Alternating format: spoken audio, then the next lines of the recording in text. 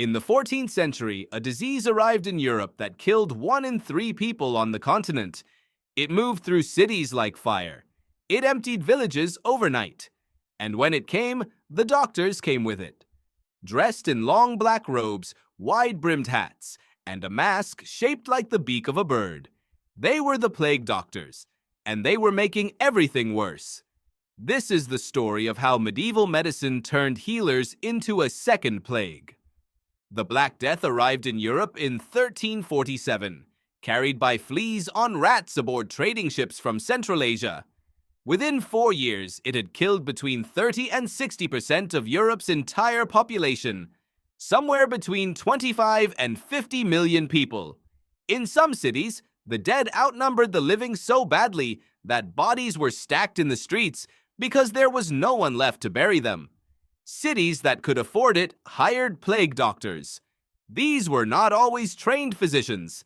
In many cases, they were second-rate doctors, recent graduates, or men with no medical training at all who took the job because nobody else would. The pay was good. The life expectancy was not.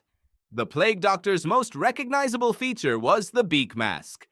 The long curved beak was stuffed with aromatic herbs and dried flowers, rose petals, lavender, mint, camphor. The doctors believed that the plague was caused by bad air, a theory called miasma.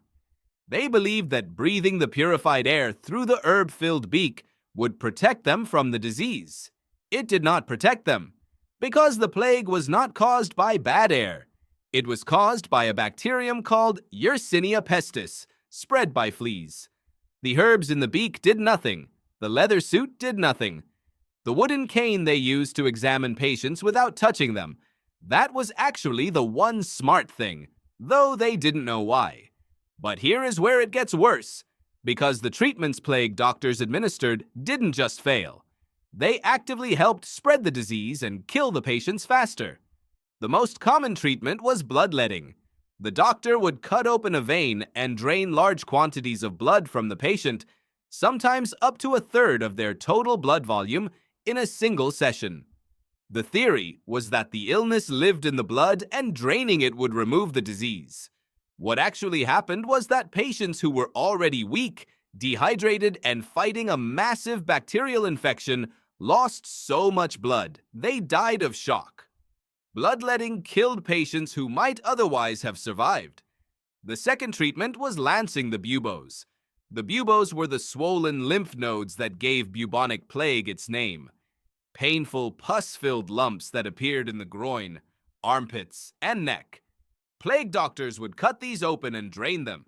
The drainage itself spread the bacteria-laden fluid directly onto the doctor's hands, their instruments, their clothing, and into the open wound of the patient, introducing additional infection into an already catastrophic immune response.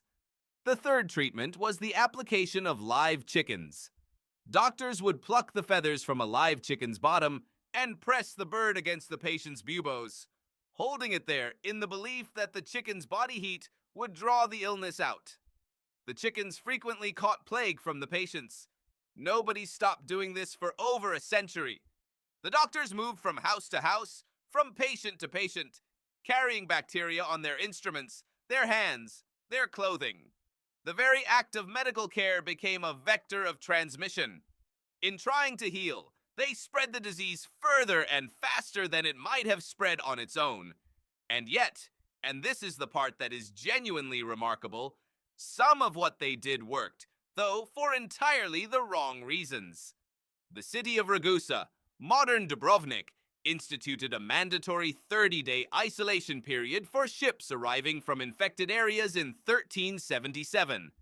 They called it a Trentino. It later became 40 days and was called a quarantino, the word we still use today. Quarantine. The concept worked not because anyone understood bacteria, but because isolating the sick from the healthy reduced contact. The mechanism was invisible. The result was real. The plague returned to Europe repeatedly for the next 3 centuries. Each time the doctors came, each time they bled their patients, lanced the buboes, applied the chickens, and breathed through their beaked masks stuffed with herbs that smelled pleasant and did nothing. The last major outbreak of bubonic plague in Western Europe was in Marseille, France, in 1720. By then, the beak mask had become a symbol, not of healing, but of death itself. When people saw the plague doctor walking toward their house, they did not feel reassured. They knew what was coming next. Thanks for watching. Please like, comment, and subscribe for weekly history videos.